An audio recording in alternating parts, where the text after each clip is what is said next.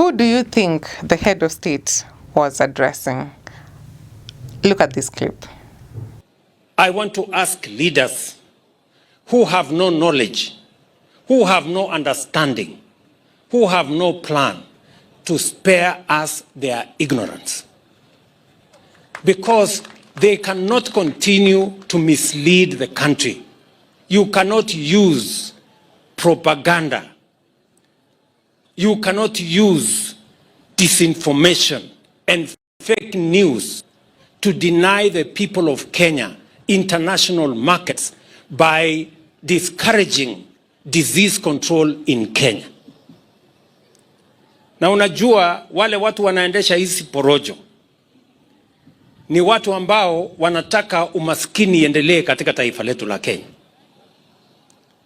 Sasa wewe, chanjo inafanywa hata ya binadamu. Hakuna mtu Kenya hajakuwa vaccinated. All our children are vaccinated. All of us are vaccinated.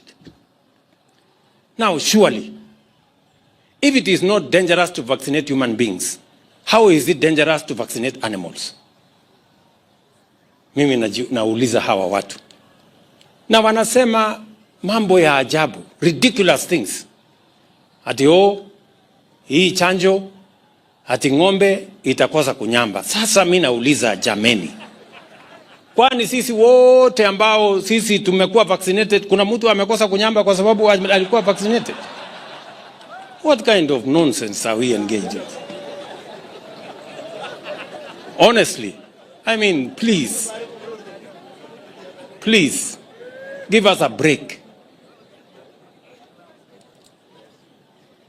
So, ati sijui itanyamba, sijui methane, sijui itafanya nini, sijui itafanya. Wacha mimi niwaambie wa Kenya, and I am speaking as a scientist myself. Vaccination is about disease control. It is what we have done over the years. It is being done by our scientists using our knowledge. And because we want to increase the fortunes, we want to increase the incomes of our farmers. And I want to promise the people of Kenya that we are going to carry out this vaccination because our farmers deserve improved earnings. My good name is Salet Atieno. My name is Ojuang Ondero, the sports check. Okay, welcome to the Kenya Digital News. Over here, we are having a look at this clip that you have just watched. And Mr. President had some things to say. So I don't know what you feel about the clip. The clip, just to react on that particular clip, I think the head of state was addressing two people that I will always call them his critics.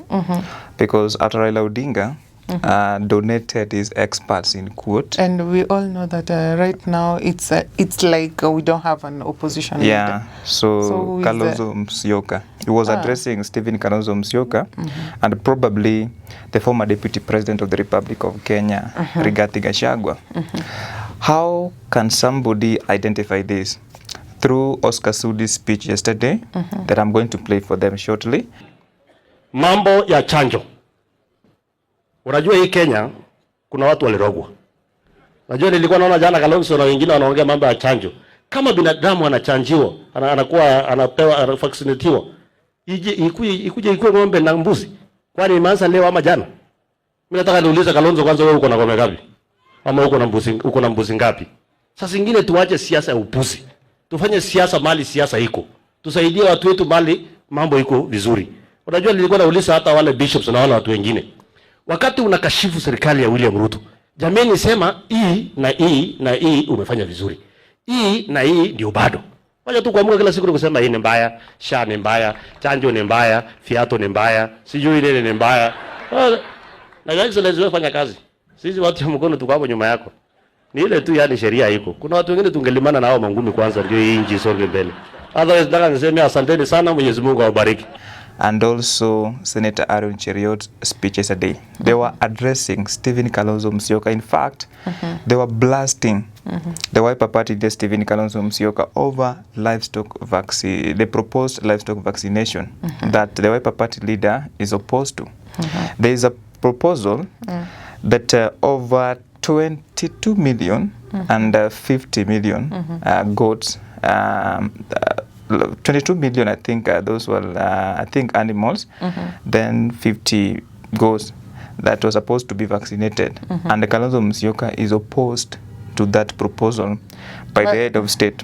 And we can see that the people of Kenya are kind of against this plan. Do you feel like it's going to affect the livestock positively or negatively?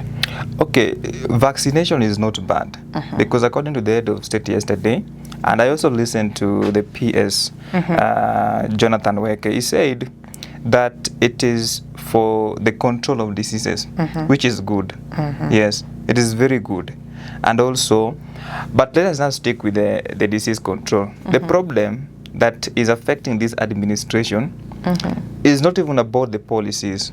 We all know that the policies are unpopular because the way they communicate, it is not effective. They don't communicate to Kenyans to understand what they want to do. We will always understand after they have come up with those policies, meaning they don't carry out public participation. But the elephant in the room is, where is this vaccine coming from? I heard the Senator Ledama Olekina sending a clear message to President William Samoei Arap Ruto through his deputy Professor Kithure Kindiki that yeye ng'ombe yake hatadungwa. In fact, by the fact remains, all these years, people have been doing the livestock farming in large scale and still in small scale.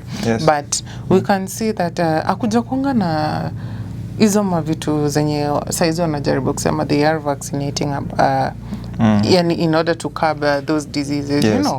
Watu wamekuanga wakifind solution about all that. But right now, wasifanye like, okay, it's a must. Unaona? Let someone who knows the benefit of vaccinating the livestock to do it. Like it should be voluntarily. Voluntarily, not to force people, and right? Still, they need to at least make an effort to educate Kenyans. The Kenyans, farmers actually. The farmers on where the vaccines are coming from. Because that is the big problem.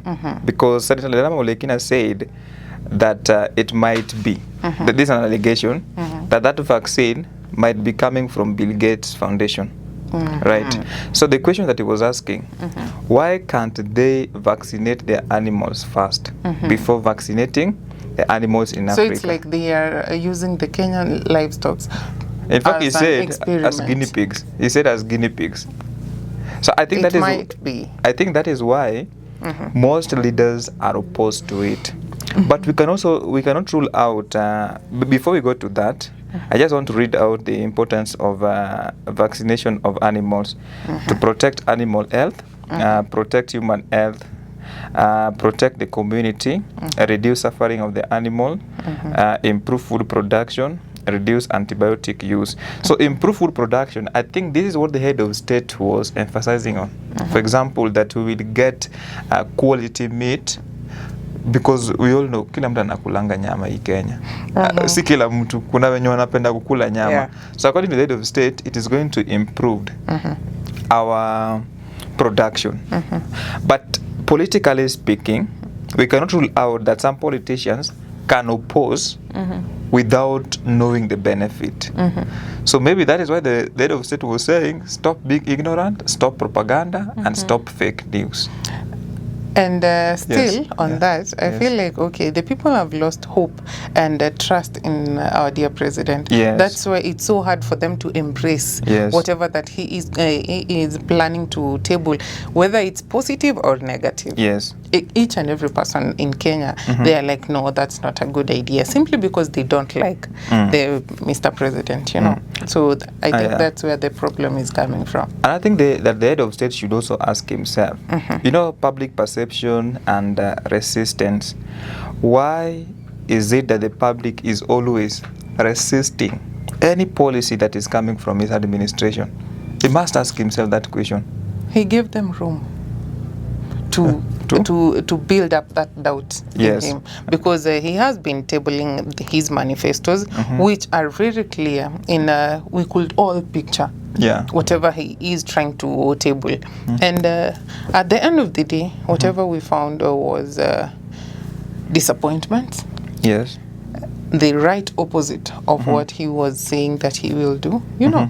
So how can we all put our trust in our dear president? Yet whatever that he has been saying, most of it, the bigger part, he has not been able to accomplish his missions. I think there are also three things that can explain why there is resistance from the public.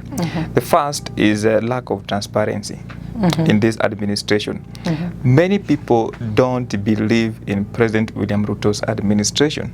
And this is going to affect him even in 2027. Even that before 2027, it is going to affect many of his policies. Some of them can be good, some of them can be bad. But because due to lack of transparency in this administration, you can't believe them. Number two is about past failures. Remember the story of gas, mtungi ya gas? Hapana, sikusema gas, nilisema mtungi ndio 300. Unakumbuka hiyo story? People are asking, okay, what am I going to do with an empty mtungi? Seriously. By the way, yeah. So, you know. Alafu kuna kitu ingine pia, story ingine pia inaenda viral. Alikuwa amesema kwamba by December atakuwa ameanza biashara ya nini, yani he was to start a fishing project in Nairobi. Yeah, hiyo kitu imeenda viral. Hii kitu imeenda viral. And we are in December almost. Wrapping up the year. I saw Pikipiki Ponki nini the lawyer Willis Otieno. I think Willis Evans, the last name ndo nimesahau. He posted that clip of President Ruto promising to start a fishing project in Nairobi by December, and that clip went viral. So you can also try to relate it with why Kenyans are resisting livestock vaccination, because they're looking at the past failures of this administration. They're asking themselves, will it be possible? Yeah. And do you remember the other day, it was not long ago, the people are complaining that their children were given vaccines at school. No, this year. Yeah, kulikuwa na watu wenye walikuwa wakiteta iti, okay, nasikia mtoto wangu alikuwa vaccinated shule. And hawakujulishwa, hawakuambiwa, yani there was no form of notification, you know. And after that, watoto wakaanza kugonjeka. There was it was like a wave of watoto ni wagonjwa. Kuna to an extent is polio ingine yenye watu walikuwa wakizunguka wakipewa. Kulikuwa na reports inaenda around it,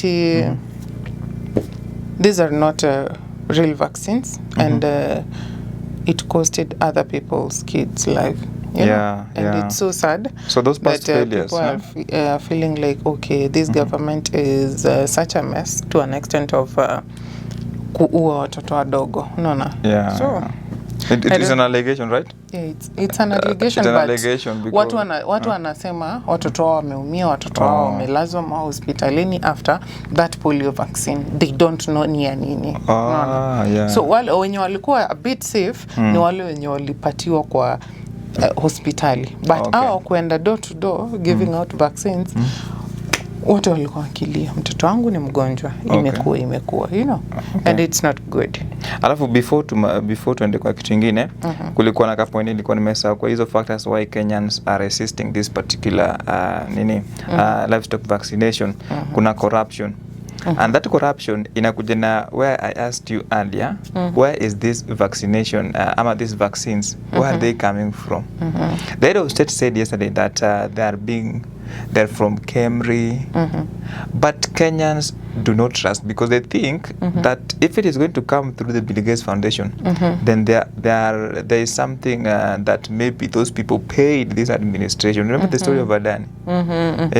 So Kenyans are just feeling this thing is going to be corrupt, and I think people are going to bank money on other people's expense. So trusting this administration is becoming difficult. But vaccination is good. It is good. It is something that I can't say that is bad. It is good. The only problem, we don't know where it is coming from. But what do you feel like the president should do in order to at least to redeem himself? to redeem himself is going to be, it is going to be very difficult. Even if you don't trust churches, even if you don't trust the clergy, but when people start talking about you and they start saying that you are speaking lies after lies, I heard Pastor Dorcas Rigathi Gachagua saying the other day that if you continue speaking lies after lies, and I'm not supporting her because she was part of this administration. Yeah. So and she was not talking. She was not talking at that particular time. But I can't condemn her as a person. What I'm trying to say, even if the clergy they came out to say that someone is telling lies, you need to ask yourself so many questions. For example, in a family setup, if your father will always say that Salet, why are you lying? Why are you lying every day? And maybe you are a grown-up like this, then you are being told that you are lying, you are lying. You need to ask yourself, why is it that my father is saying that I am lying? Then you will identify. Rais anastahili kujita katika mkutano fulani. Asikuwe na kina Joe na Junet na Kimani Ichung'wa. Yeye mwenyewe tu pale State House. Ama amtafute mama Rachel Ruto. Unaona, wajite kwa mkutano. Unajua mkaka anaweza kuambia ukweli when they are not. Okay, ina depend ni nani, wewe ni nani. How do you relate with your wife? Unaona? Pia ina depend, but pia if she has a say in your life, then upon like okay, the chemistry that our former president had with his wife, from there tunaweza sema okay, ni kwani ya nani si mapenzi? No, ni mapenzi but on another level. On another level. Yeah, so I think ulisikia Ngogoya akisema, huyu mbunge kutoka Kajiado akisema kwamba yeye anawishia kila mtu Christmas njema, lakini anawish rais wetu akutane na Mungu. That's bad. By the yesterday alisema kwamba yeye alisema rais wetu roho yani apatane na, yani he wish the president at a Damascus moment. With God. Yeah, an encounter with God, not death. I don't know what. Okay, that's nice. And to our viewers, I don't know what your thoughts are. Do you feel like this livestock vaccination stuff is going to affect your economically, positively or negatively? Yes. Comment hapo chini. Remember to like, comment, and share. My good name is Salia Tetieno. And my name is Joan Ondero, aka the Sport Check. Bye. Keep it locked at the Kenya Digital News.